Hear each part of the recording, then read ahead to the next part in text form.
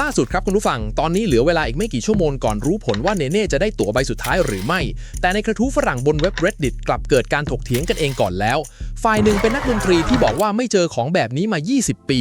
อีกฝ่ายบอกว่าคนไทยเข้ามาอวยจนคนอื่นเริ่มหมั่นไส้และมีคนขุดว่าบ้านเธอมีห้องซ้อมมีรถยนต์ไม่ได้จนอย่างที่เล่ากันเริ่มจากเมื่อวานนี้นิตยสารกีตาร์ระดับโลกอย่างกีตาร์เวิลด์ตีพิมพ์บทความชิ้นใหม่ถึงเนเน่โดยตรงแล้วเขาเขียนอธิบายสิ่งที่เธอทำไว้ละเอียดมากบอกว่าหลังจากโซโล่รัวๆพร้อมเทคนิคเคาะสายที่ลื่นไหลเธอถักทอท่อนลีดของแมตต์เบลลามีเข้ากับเบสไลน์ของคริสวอลสเตนโฮมพร้อมกับปล่อยเสียงร้องออกมาเต็มปอดแล้วปิดท้ายด้วยการยิงโซโล่ชุดใหญ่จนคนทั้งฮอลล์คลั่งพร้อมย้ำประโยคที่คนพูดถึงกันมากว่าเธอทำสิ่งนี้ได้ทั้งที่เพลงนี้ออกมาเธอยังไม่เกิดด้วยซ้ำ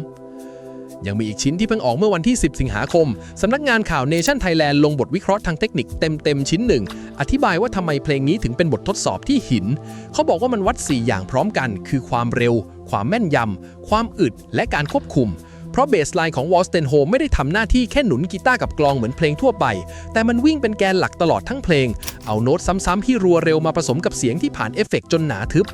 และตรงนี้มีบริบทที่คนอาจจะไม่ทันคิดคือแวนมิวส์มีสมาชิกแค่3คนพอเป็น3คนหน้าที่ที่ปกติแบ่งให้เครื่องดนตรีหลายชิ้นเล่นจึงถูกยัดมาไว้ที่เบสตัวเดียวตัววอลสเตนโฮมเองเคยอธิบายว่าการเป็นวง3ชิ้นและวิธีเล่นกีตาร์ของเบลลามีทำให้เขามีอิสระในการเล่นเบสมากกว่ามือเบสวงอื่นส่วนสื่อต่างชาติก็จับได้ตรงกันหลายเจ้าทั้งพัทยาเมลและเว็บดนตรีอังกฤษ The Music Man คือก่อนเริ่มเล่นเธอยกมือไหว้ทักทายคนดูแบบไทยๆแล้วพอเล่นจบก็ไหว้ขอบคุณอีกครั้งแล้วระหว่างนั้นคือการเปลี่ยนร่างจากเด็กขี้อายเป็นคนละคนซึ่งคนที่ตกใจไม่ใช่แค่กรรมการพิธีกรของรายการอย่างเทอร์รี่ครูซก็อ้าปากค้างไปด้วยและในฝั่งอเมริกาเมื่อวันที่6 สิงหาคมชุมชนคนไทยย่านไททาวน์ในนครลอสแอนเจลิสเริ่มเคลื่อนไหวทางสำนักข่าวสยามทาวน์ US รายงานว่าร้านค้าและร้านอาหารในย่านนั้นรวมถึงตลาดบางรักและร้านอาหารสนามหลวงสาขาฮอลลีวูดช่วยกันทำโปสเตอร์ขนาดใหญ่ติดทั้งหน้าร้านและในร้านแล้วเนื้อหาไม่ใช่แค่แนะนำตัวเนเน่แต่เป็นการสอนขั้นตอนลงทะเบียนและวิธีกดโหวตผ่านแอปเลยเพื่อดึงคะแนนจากทั้งคนไทยที่อยู่ที่นั่นและคนอเมริกันที่เดินผ่านนี่แหละเป็นการแก้ปัญหาที่ตรงจุดที่สุดเท่าที่จะทำได้ในเมื่อคนไทยในไทยกดโหวตไม่ได้ก็ไปทำให้คนที่กดได้รู้ว่าต้องกดยังไงทีนี้มาถึงกระทู้ฝรั่งบน Reddit ที่คุยกันหลังดูคลิป Hysteria จบบรรยากาศในนั้นไม่ได้มีแต่คำชมอย่างเดียวมันแบ่งออกเป็น3กลุ่มได้อย่างชัดเจนกลุ่มแรกคือกลุ่มที่ยกย่องแบบสุดตัว User ชื่อ Negative Hour 9586บอกว่าเนเน่คือพรสวรรค์แห่งยุคและเป็นอัจฉริยะตัวจริงเขาบอกว่าในฐานะที่ตัวเองเป็นนักดนตรีเขาไม่ได้เห็นความสามารถระดับนี้มา20 ปีแล้วและมองว่าเธอเล่นกีตาร์ได้เหนือกว่ามือกีตาร์ที่มีชื่อเสียงหลายคนและ User Letter Constant 3688บอกว่าประทับใจทั้งสไตล์การเล่นและช่วงเสียงของเธอแล้วทิ้งประโยคที่กลายเป็นประเด็นถกเถียงต่อมาว่าครั้งสุดท้ายที่เขารู้สึกแบบนี้คือตอนดูวง Nirvana ในปีคศ1991พร้อมชมว่าเธอเริ่มมีสไตล์และเสียงที่เป็นของตัวเองแล้วไม่ได้เป็นแค่คนเล่นตามคนอื่นต่อมา User Excellent Tour 2026ซึ่งเป็นมือกีตาร์ก็ยืนยันในสิ่งที่ตรงกับที่ Guitar World เขียนพอดีว่าการเล่นริฟเบสของเพลงนี้ไปพร้อมกับร้องเพลงเป็นทักษะที่มือกีตาร์มีแค่หยิบมือเดียวที่ทำได้จริงและเขาชี้ว่าทักษะการคุมเวทีของเธอมาจากการเป็นคนที่ผ่านการแสดงสดมานับพันครั้งแล้ว User O Ski Bummer บอกว่านักดนตรีด้วยกันหลงรักเธอเพราะรู้ว่าขอแบบนี้หายากมีทั้งจิตวิญญาณทั้งฝีมือทั้งความกล้าและ User Fiverr เสริมว่าเธอไม่ใช่แค่เด็ก16ที่พอเล่นได้คนที่เป็นนักดนตรีหรือนักแสดงจะแยกออกทันทีว่าอันไหนแค่พอใช้อันไหนของจริงส่วน User Hamster Cat ไปไกลกว่านั้นเขาเทียบทักษะการเล่นกับคนดูของเธอกับ Freddie Mercury แล้วบอกว่าผู้ชมคือเครื่องดนตรีชิ้นที่3ของเธอซึ่งประโยคนี้น่าสนใจมากเพราะมันไปตรงกับสิ่งที่ฮาวิแมนเดลพูดกับเธอหลังเวทีก่อนแสดงพอดีว่าเธอมีฝีมืออยู่แล้วแต่สิ่งที่จะพาไปรอบต่อไปคือการคุมเวทีเขาอยากให้เธอหาจังหวะที่ทำให้คนกรี๊ดออกมาให้ได้ต่อมา User Secret 86ชมที่เธอไม่ได้ลอกต้นฉบับมาทั้งรุ่นแต่ใส่ความเป็นตัวเองลงไปและ User No Courage 1634พูดถึงเพลงบรรเลงที่เธอแต่งเองชื่อ Real Verse วันน่าทึ่งที่ทำได้ตั้งแต่อายุเท่านี้กลุ่มที่2คือกลุ่มที่คุยเรื่องภูมิหลังและนี่คือจุดที่เริ่มมีการเถียงกันUser My Omama มองว่าเรื่องของเธอเป็นแรงบันดาลใจจากเด็กที่ไม่ได้ร่ำรวยแล้วต้องเล่นดนตรีเปิดหมวกมาตั้งแต่ประถมแต่ Letter Constant 3688คนเดิมเข้ามาเบรกว่าอย่าเพิ่งเล่าเกินจริงเธอไม่ได้ฝึกเอง 100% เธอเริ่มเรียนดนตรีตอน7 ขวบและครอบครัวก็ไม่ได้ยากจนข้นแค้นบ้านมีห้องซ้อมมีรถยนต์แต่เขาก็ยอมรับตรงๆว่าสิ่งที่ปฏิเสธไม่ได้เลยคือเธอทำงานหนักมาตั้งแต่เด็กจริง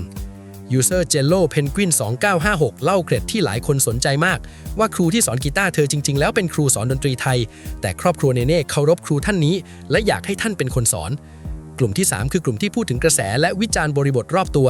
User Bangkok Garrett ให้ความเห็นว่าเนเน่พัฒนาฝีมือขึ้นมาจากการเล่นให้ชาวต่างชาติในภูเก็ตฟังเพราะคนไทยส่วนใหญ่ไม่ได้อินกับเพลงแนวนี้และเขามองว่าแฟนรายการ AGT บางส่วนอาจไม่พอใจเพราะรู้สึกเหมือนพื้นที่ของตัวเองถูกแฟนคลับเธอเข้ามาเต็มไปหมด User Dunk the Ball ก็พูดตรงกว่านั้นว่ารู้สึกมีคนไทยเข้ามาสแปมโพสต์ชมเนเน่เยอะเกินไปจนดูเหมือนมีวาระอะไรบางอย่างและ User Chicken Finger 0 กับ Rapid Tech 88 อยู่ตรงกลางทั้งคู่ยอมรับว่าเธอเก่งจริงไม่เถียงแต่เบื่อการชมที่ล้นเกินพอดีและเตือนไว้ล่วงหน้าว่าถ้าทำแบบนี้ต่อคนทั่วไปจะเริ่มหมั่นไส้แล้วหันไปอยู่ฝั่งตรงข้ามแทนซึ่งสุดท้ายคนที่รับผลคือตัวเธอเองฝั่งตรงข้ามคือ User Real Muckle Saw ที่โต้กลับคนที่บอกว่าคนไทยไม่สนับสนุนเธอโดยการยกยอดวิว 14 ล้านครั้งที่มาจากคนไทยขึ้นมาและปกป้องเธอจากการถูกเอาไปเทียบกับศิลปินคนอื่นโดยย้ำว่าการร้องเล่นและเคลื่อนไหวบนเวทีไปพร้อมกันนั้นยากกว่าที่คนทั่วไปเข้าใจมากและ User Straight Spread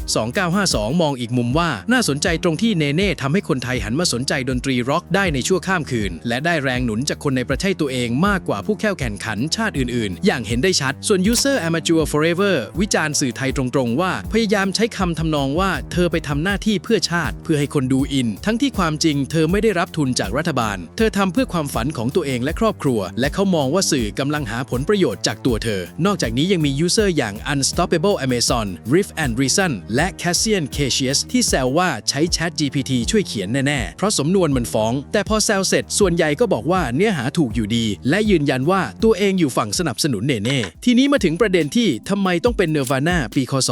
1911ทำไมไม่เทียบกับวงร็อกยุคนี้เพราะคำชมประโยคนี้ไม่ได้พูดถึงเนเน่อย่างเดียวแต่มันพูดถึงตัวคนพูดด้วยในทางจิตวิทยาช่วงอายุประมาณ 10-25 ปีจะเป็นช่วงที่สมองบันทึกความทรงจำแน่นที่สุดในชีวิตเพลงที่ฟังในช่วงนั้นจะไปผูกกับระบบให้รางวัลของสมองพอได้ยินอีกครั้งจึงไม่ได้แค่เพราะแต่มันดึงตัวตนของช่วงวัยนั้นกลับมาทั้งก้อนอัลบั้ม Nevermind ของ Nirvana ออกเดือนกันยายนปีคศ 1911คนที่เป็นวัยรุ่นในตอนนั้นวันนี้อายุประมาณ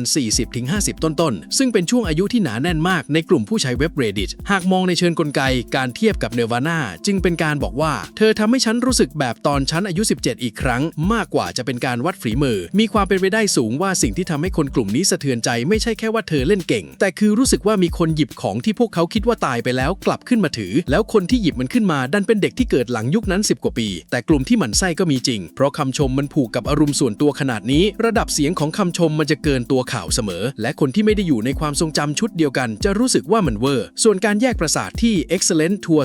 2026ชี้ไว้เลยทางประสาทวิทยาดนตรีมีข้อค้นพบที่น่าสนใจคืองานวิจัยที่เปรียบเทียบการร้องกับการเล่นเครื่องสายพบว่าสมองใช้เครือข่ายควบคุมระดับเสียงชุดเดียวกันไม่ว่าจะสั่งสิ้นเสียงหรือสั่งนิ้วมือนั่นก็แปลว่าการร้องโน้ตหนึ่งกับการกดโน้ตอีกโน้ตหนึ่งพร้อมกันมันคือการสั่งงานที่ไปแย่งวงจรเดียวกันของสมองจึงอยากทำให้มันเหมือนกันนี่และเป็นเหตุผลที่คนทั่วไปพอร้องไปเล่นไปมือมักจะไหลตามเสียงร้องหรือไม่ก็เสียงร้องไหลตามมือนอกจากนี้มีงานวิจัยที่พบว่านักดนตรีที่ฝึกมานานจะมีการเชื่อมโยงระหว่างสมอง2ซีกในส่วนที่ควบคุมมือลดลงฟังผ่านๆเหมือนเสียแต่จริงๆแปลว่ามือซ้ายกับมือขวาเป็นอิสระต่อกันมากขึ้นไม่ลากกันไปมานี่แหละเป็นเส้นแบ่งจริงๆระหว่างคำว่าเด็กอัจฉริยะกับมืออาชีพเด็กอัจฉริยะคือคนที่ทำสิ่งยากได้เร็วกว่าวัยแต่มืออาชีพคือคนที่สมองถูกฝึกจนแยกงานออกเป็นชั้นๆได้แล้วมือทำเรื่องหนึ่งเสียงทำอีกเรื่องหนึ่งตากับร่างกายทำเรื่องคนดูอีกเรื่องหนึ่งโดยไม่มีชั้นไหนพังสิ่งที่เนเน่ทำในเพลงนี้คือเธอเดินเข้าไปในเขตของมืออาชีพแล้วไม่ใช่เขตของเด็กเก่งต่อมาถ้าเราเอาตัวเลขที่คุณกันในกระทู้มาคำนวณเล่นๆสมมุติเธอขึ้นเวทีมาราว 1,000 ครั้งตั้งแต่7ขวบถึง16ปีก็คือ9ปีตกเฉลี่ยประมาณทุก 3-4 วันต้องขึ้นแสดง1ครั้งลองนึกภาพเด็กประถมที่ต้องยืนหน้าคนแปลกหน้าทุก3วันติดต่อกัน9ปีตัวเลขนี้มันเปลี่ยนคำอธิบายทั้งหมดเพราะคำว่าพรสวรรค์ติดตัวมาเกิดมันเป็นคำอธิบายที่สบายใจแต่ไม่มีประโยชน์กับใครเลยมันบอกว่าเธอเกิดมาแบบนี้คนอื่นทำตามไม่ได้แต่ถ้าเราเปลี่ยนไปมองที่ตัวเลข 1,000 เวทีมันกลายเป็นอีกเรื่องทันทีมันคือระบบคือการฝึกที่ได้ผลตอบกลับจากคนดูจริงทุก3วันผิดตรงไหนรู้ทันทีไม่ต้องรอครูบอกในเชิงทฤษฎีมีแนวคิดการฝึกแบบตั้งใจของแอนเดอร์ส อิริกสันที่คนรู้จักในชื่อทฤษฎี 10,000 ชั่วโมงแต่ก็มีงานวิจัยรวมของบรูคแมคนามาราที่ตีพิมพ์ในปีคศ 2014ซึ่งรวมงานวิจัย88ชิ้นมาวิเคราะห์แล้วพบว่าการฝึกอธิบายความแตกต่างของฝีมือด้านดนตรีได้ราว 21% ไม่ใช่ 100% นั่นแปลว่าทั้ง2ฝ่ายในกระทู้ถูกคนละครึ่ง ส่วนเรื่องพื้นฐานจากครูดนตรีไทยมันอธิบายอะไรได้เยอะกว่าที่คิด เพราะวิธีสอนดนตรีไทยแบบดั้งเดิมไม่ได้อ่านโน้ตจากกระดาษ แต่เป็นการที่ครูเล่นให้ฟังแล้วศิษย์จำแล้วเล่นตาม ซ้ำแล้วซ้ำอีกจนขึ้นใจ เรียกว่าการเรียนแบบมุกปาฐะและดนตรีไทยยังมีเรื่องทางเปลี่ยน คือการที่นักดนตรีแต่ละคนตีความทำนองเดียวกันในแบบของตัวเอง ไม่ได้เล่นเหมือนกันเป๊ะทุกครั้ง ซึ่งถ้าเน็กคนหนึ่งถูกฝึกด้วยระบบนี้ตั้งแต่เล็ก สิ่งที่เธอได้มาไม่ใช่ความสามารถในการอ่านโน้ต แต่คือหูที่จับเสียงได้เร็ว และนิสัยที่ไม่กลัวการเล่นไม่เหมือนต้นฉบับ ซึ่งบังเอิญตรงกับ2สิ่งที่คนในกระทู้ชมพอดี คือ Secret 86 ที่ชมว่าเธอไม่ได้ลอกมาแบบ1 ต่อ 1และ Letter Constant 3688 ที่ชมว่าเธอเริ่มมีสไตล์ของตัวเอง คนที่โตมากับโน้ตบนกระดาษจะเก่งเรื่องความแม่นยำแต่บางคนจะติดกับดักว่าถ้าไม่ตรงโน้ตคือผิด ส่วนคนที่โตมากับการฟังและเล่นตาม จะมองทำนองเป็นของเหลวที่ปั้นได้ ทั้ง2แบบมีข้อดีคนละอย่าง แต่บนเวทีประกวดที่ต้องการความเป็นตัวเอง แบบที่2ได้เปรียบกว่า แล้วประเด็นห้องซ้อมกับรถยนต์นั้นก็เป็นส่วนที่ฉลาดที่สุดในกระทู้ทั้งหมด เพราะรายการประกวดฝรั่งมีสูตรที่ใช้มานานหลาย10 ปี คือจับคู่ความสามารถเข้ากับเรื่องเล่าความลำบาก ยิ่งชีวิตหลังเวทีขมเท่าไหร่คะแนนโหวตยิ่งมา จนคนดูจำนวนหนึ่งเริ่มเบื่อ และรู้สึกว่าบางครั้งคนที่ผ่านเข้ารอบไม่ได้ผ่านเพราะเก่งที่สุด แต่ผ่านเพราะเรื่องเล่าดีที่สุด การที่มีคนเข้ามาบอกว่าเดี๋ยวก่อนบ้านเธอมีห้องซ้อมมีรถไม่ได้อดมื้อกินมื้อจึงไม่ใช่การจับผิดเพื่อลดค่าเธอแต่เป็นการดึงเธอออกจากสูตรนั้นเป็นการบอกว่าอย่าเอาเรื่องเล่ามาเป็นสะพานให้เธอเดินด้วยฝีมือของเธอเองซึ่งเธอมองในเชิงยุทธศาสตร์ระยะยาวนี่คือการปกป้องที่ดีกว่าการชมซะอีกเพราะศิลปินที่ถูกจำได้เพราะเรื่องเศร้าพอเรื่องเศร้าหมดอายุความสนใจก็หมดตามแต่ศิลปินที่ถูกจำได้เพราะฝีมือจะอยู่ได้นานกว่ามากและมันเชื่อมกับสิ่งที่ Amateur Forever พูดพอดีว่าสื่อไทยชอบใส่กรอบว่าเธอไปทำหน้าที่เพื่อชาตินั่นก็คือสูตรเดียวกันแค่เปลี่ยนจากขายความสงสารเป็นขายความภูมิใจทั้ง2แบบคือการเอาตัวเด็กคนหนึ่งไปแบกความหมายที่เธอไม่ได้ขอแบกซึ่งพ่อของเธอเองก็เคยให้สัมภาษณ์ไว้ในทำนองว่าเขาทุ่มเวลาทั้งหมดให้ลูกไม่ได้ทำเพื่ออะไรที่ใหญ่ไปกว่านั้นต่อมาคนที่จับได้ว่าโพสต์เขียนด้วย Chat GPT แต่ก็ยังเข้ามาคุยกันจริงจังอันนี้ต้องเข้าใจก่อนว่าปกติชุมชนบน Reddit เกลียดคอนเทนต์ที่ปั่นด้วย AI มากผู้ดูแลกลุ่มจำนวนมากถึงขั้นออกกฎแบนตรงๆและมีงานวิจัยของมหาวิทยาลัยคอร์เนลที่สัมภาษณ์ผู้ดูแลกลุ่มพบว่าส่วนใหญ่มองว่าคอนเทนต์ AI สร้างปัญหา3ชั้นทั้งเนื้อหาตื้นทั้งข้อมูลผิดและทั้งทำลายความรู้สึกว่าคุยกับคนจริงแต่ในกระทู้นี้พอมีคนจับได้กลับไม่มีใครล้มกระทู้ทิ้งเพราะโครงสร้างของเรื่องมันต่างจากปกติคอนเทนต์ AI ที่คนเกลียดคือคอนเทนต์ที่ไม่มีอะไรอยู่ข้างหลังนอกจากตัวหนังสือแต่กระทู้นี้มีคลิปวิดีโอที่ตรวจสอบได้ด้วยตาตัวเองอยู่ข้างหลังคนอ่านไม่ต้องเชื่อคนเขียนกดเข้าไปดูเองแล้วตัดสินได้เลยหรือพูดอีกแบบคือความระแวงเรื่อง AI มันคือความระแวงว่าไม่มีของจริงอยู่เบื้องหลังคำพูดพอมีของจริงความระแวงก็หมดหน้าที่ไปเองสิ่งที่คนกลุ่มนี้รังเกียจไม่ใช่เครื่องมือที่ใช้เขียนแต่คือการถูกหลอกให้เสียเวลากับความว่างเปล่าและเนเน่คือสิ่งที่ตรงข้ามกับความว่างเปล่าพอดีครับ